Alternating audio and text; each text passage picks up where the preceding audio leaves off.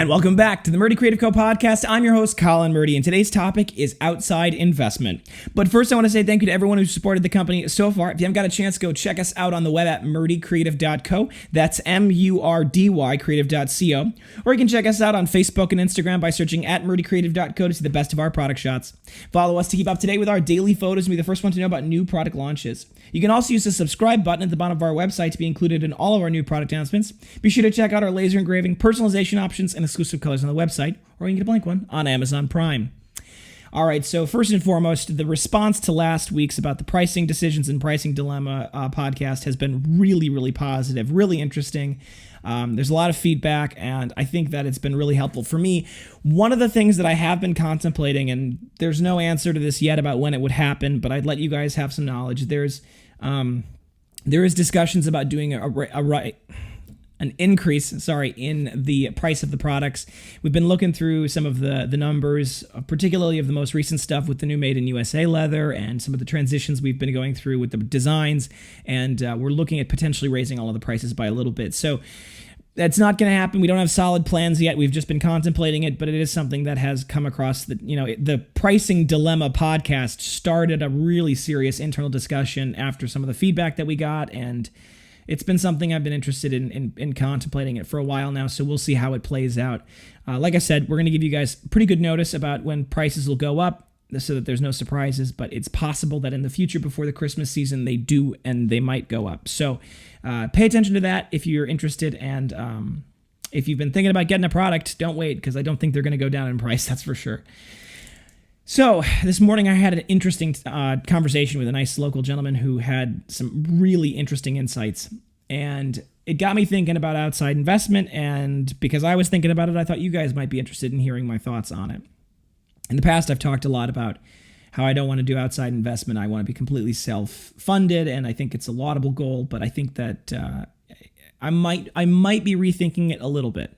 And for those of you who are concerned about me rethinking it, it's important to think about things, because how else will we come up with answers?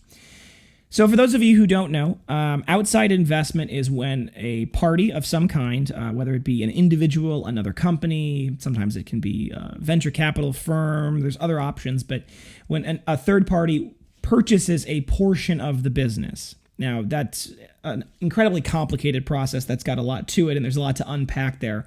And we talk about there's entire classes called mergers and acquisitions in business school that can kind of cover the details of all of the small nitty gritty. But I'm going to use one of the most common examples of this phenomena, and a few of those, and kind of give you some insights into how I understand it. This may not be entirely correct. There's obviously complexities that I'm not aware of, and I'm kind of limited in my own answers. So obviously feel free to dive more into this with better experts if you're interested in learning more. But the short version is that, for example, a rich individual who happens to be pretty successful in business themselves decides, I want to take some of the wealth that I've acquired and I want to purchase parts of other businesses.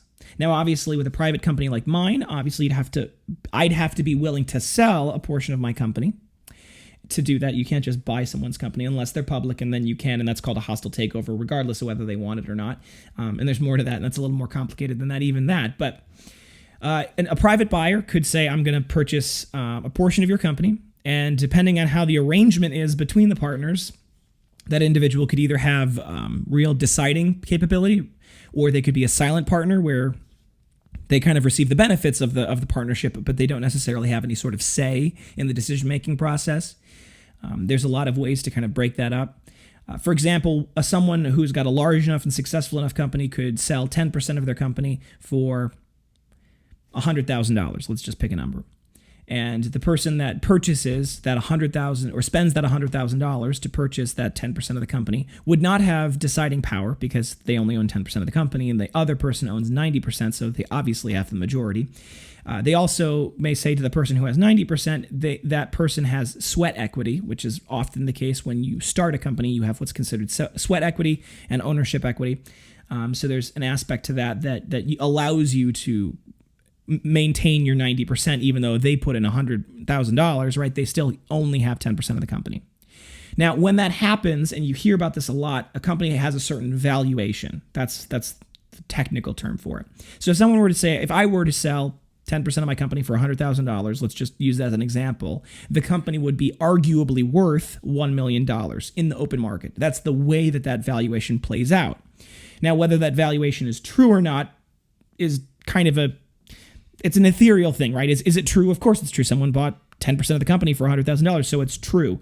But at the same time, it's a bit of a chicken and egg problem. So that's kind of a little bit about how private investment works. A lot of times venture capital firms will be the ones to invest in a portion of that. And venture capital firms, it's a way of investing without having to take on as much risk as a private investment would have. For example, if 50 guys get together and they say, you know what, we're going to pool our money and invest as a collective, that's how a venture capital firm might work. It's more complicated, but the basic structure is the same. So I have always said from the very beginning that I do not want to have any partners at all. Particularly not partners who have a lot of say. And that's a personal understanding of my own, I guess, personality. I'm self-aware enough to know who I am when it comes to dealing with individuals. This has been my life, my heart, my soul, everything that I've poured into this company. And having another person come in and tell me how to run it, how to do it, would be very upsetting to me. And so I've always been of the impression that I wouldn't ever want to take on equity partners because they would be able to tell me what to do. After the conversation this morning with this gentleman who is a little bit more of an expert in the field than I am by quite a bit, and I actually had it with there was 3 people in the meeting, and they also were each experts in their own right in various ways.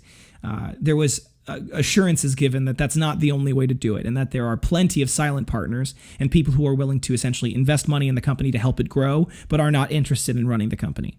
And so that's potentially kind of changed my thinking on it a little bit. I've become a little more open to the concept.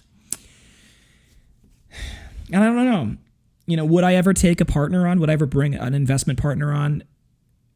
I'm still thinking no, because of my ego. I think that's, it's not a good reason, but it's the reason. At the moment is my ego. I want to be able to say that this is my company, right? But, is it fair to myself, to my employees, to my wife, to all of the people that could benefit from the company if it grew, to not do that because of my ego? Who knows, right? This is a decision I have to make. And having an investment partner would be an amazing opportunity if they were, particularly if the valuation was right and they were willing to give us a big cash infusion. Man, wouldn't that be great? With a good cash infusion, we would be able to pay off what the little debts we have and get kind of squared away with all of those people and stop accruing interest rates, which would be great. We'd be able to pay off perhaps a year's worth of fixed interest or fixed expenses that we know we're going to have, and we can prepay so that even in the slow season, it's not like there's a lot of administrative costs and overhead. I'd love to buy some new machines or some more machines to be able to increase our output and our production capabilities, potentially bring on a couple of new employees who'd be able to help us during the Christmas season, kind of train them a little bit before we need them, rather than having to kind of bring them on as the money allows, which is going to mean that they're going to be behind the curve. I'd love to buy a lot more of the leather. We've been in the midst of this transition to the new supplier, and that's been going well, but it's limited by the capital resources, right? When you buy from a new supplier, you have to meet certain minimums. Obviously, there's working directly with the tanneries you have to have certain minimums, and you have to have money to do that. You have to have money up front. And with our business, we don't necessarily make that money back until days or weeks later after the product has been turned into a finished good and then sold. So that's something that has been a limiting factor to our growth. And we've already tripled in size based off of last year's number. We've already surpassed that, self-capitalized. And so, how much more could we do if we were properly capitalized, right? Because we've always been a little bit behind the ball with the capitalization, and that's been a struggle. It has, and you guys have been very aware of the financial concerns that we've had over the summer, and bringing on some outside partnership who can provide a cash safety net. And potentially the other aspect of having a partner is if the partner's willing to spend a certain amount of money to buy 10% of the company, and all of a sudden the company, we go through that money, we get established, we're a lot bigger, we're doing a lot more business, we've done a lot new marketing stuff, we're bringing on new leathers, new products, new designs, things like that, and things are going well, and we need more money because for whatever reason we had another hiccup. I don't have to go to the bank anymore. Theoretically, that partner may be interested in purchasing another larger cash infusion to be able to build the company back up or to be able to grow the company. And so having that financial partner could be a big help to my peace of mind. and my sanity. But it'd have to be the right person. It'd have to be someone who is willing to forego short-term profits in order of long-term success. I don't want to sacrifice our product quality. I don't want to sacrifice the long-term strategy that we've been outlining because I don't want to have to give that up. I think, if it's my name on the product, I want it to be the best it can be. I want it to be the best in the market. And I'm confident it is. I really am. I think we've worked so hard to make sure that the product is absolutely just the best it can be. And we're always continuing to try to just improve and increment little bits as we go on to just continuously improve that and to come up with new designs. And some of the new stuff that I've got coming across my desk as I've been working on it has been exciting, right? There's big future ahead of us for the company. So if it was the right person who was willing to say, you know what, I trust you, Colin, you've done a good job thus far, and I respect your ability to make decisions, and many times a lot of those decisions are kind of quickly made and quickly implemented, and that allows us to be pretty flexible. If I had someone who was willing to allow me to be that flexible in the future, then that might be a good option. But I don't know, it's hard to think about. I mean, there's tons of stories out there. You can find many of them where, companies brought on outside equity and then struggled because there was too many cooks in the kitchen.